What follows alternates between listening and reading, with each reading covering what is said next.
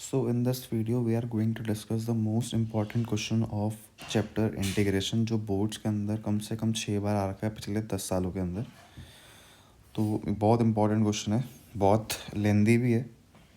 देखते हैं इसको। क्वेश्चन हमें दे रखा है, इंटीग्रेट करना है x tan x अपॉन में sec x plus cos x और हमें इसकी लिमिट्स दे रखी हैं 0 से पाई।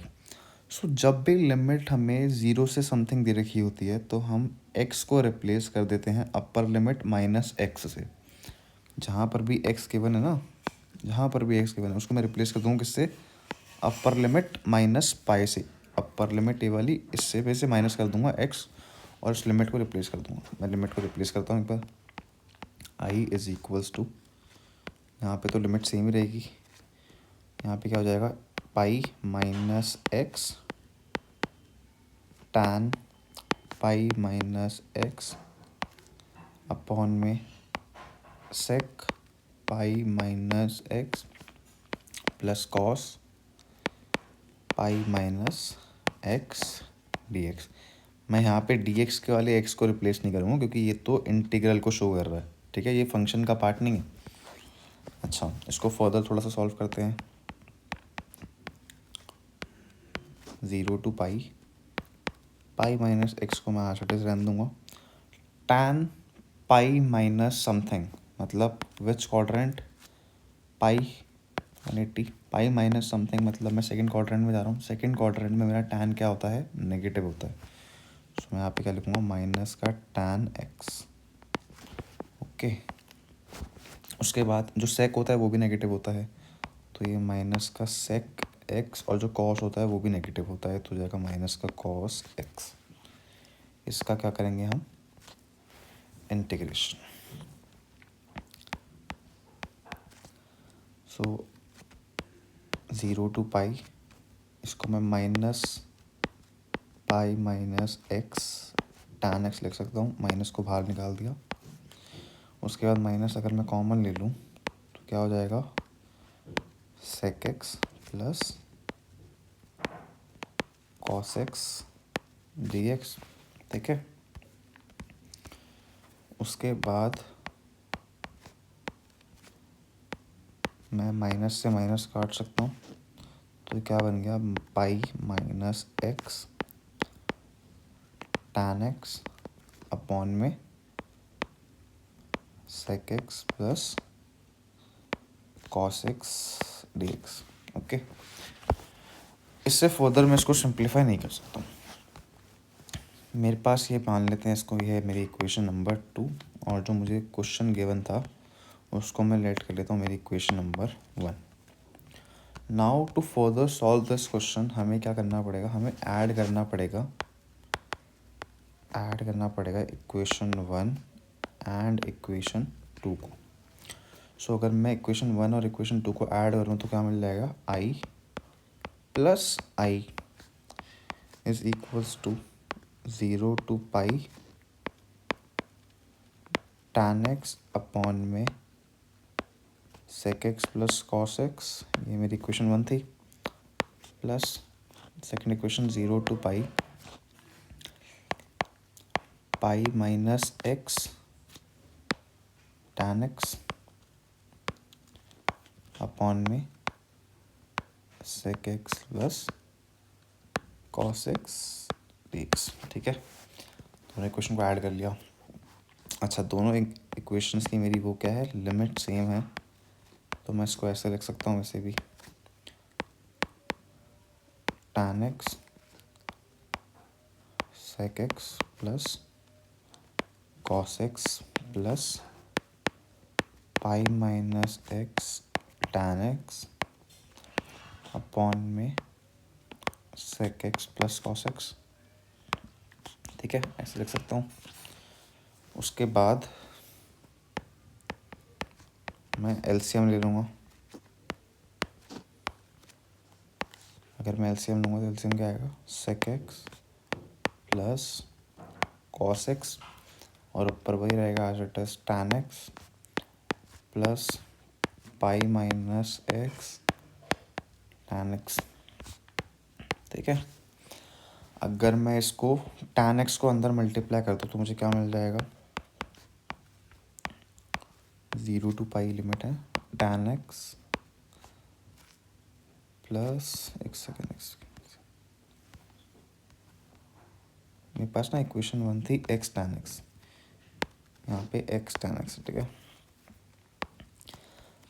यहाँ पर भी अगर मैं tan x को अंदर मल्टीप्लाई करता हूँ तो मुझे क्या मिल जाएगा, पाई tan x minus x tan x upon में sec x plus cos x dx। सो ये पॉजिटिव का है और ये नेगेटिव का है तो कट हो जाएंगे। सो लेफ्ट हैंड साइड में 2i 0 से पाई, अंदर क्या बचा, पाई tan x अपॉन में sec x plus cos x dx, ठीक है। अगर मैं कह सकता हूँ ना कि ये जो पाई है मेरा, जो पाई है ये मेरा तो वो है कांस्टेंट, तो मैं इसको क्या लिख लूँगा, बाहर लिख लूँगा, ओके। अब अंदर क्या बचा मेरे पास, tan x अपॉन में sec x plus cos x। अब मैं क्या करूँगा, इन दोनों को साइन और cos के फॉर्म में लिखने की ट्राई करूँगा। तो tan x को मैं क्या लिख सकता हूँ, sine x upon cos x, और sec x को क्या लिख सकता हूँ, 1 upon cos x plus cos x dx, okay. So 2i is equals to pi sine X upon cos X, और एलसीएम ले लूँगा तो आ जाएगा cos x 1 plus cos square x dx, ठीक है। यहाँ से cos x कट जाएगा, अगर मैं इसको ऊपर लेके जाऊँगा रेसिप्रोकल करूँगा तो कट जाएगा, ठीक है। सो यहाँ पे 2i is equals to pi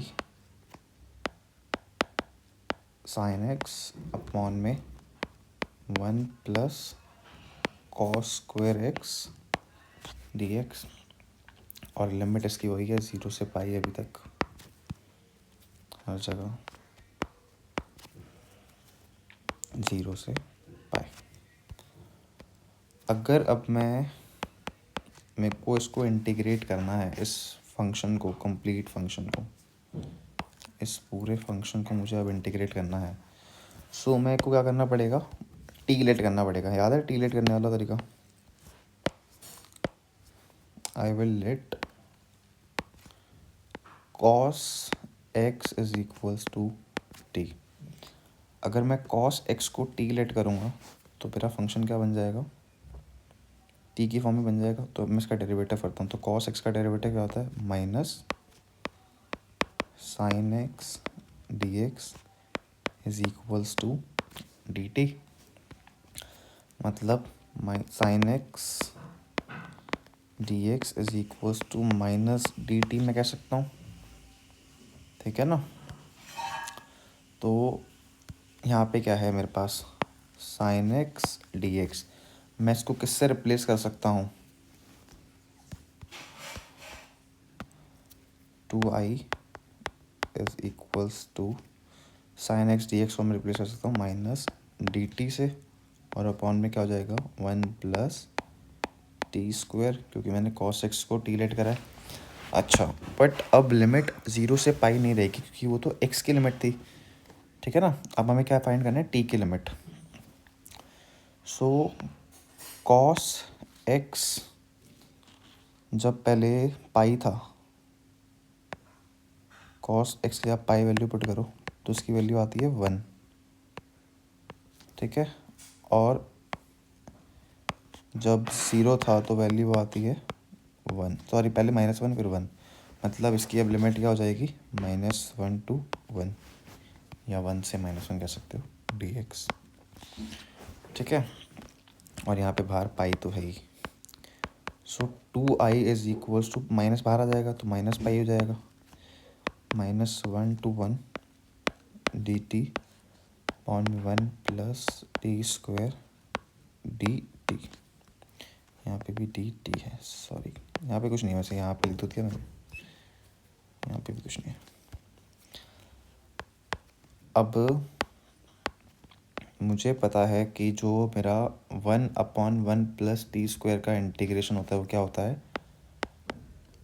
tan inverse x, और लिमिट क्या है -1 और 1। अब मैं क्या करूँगा,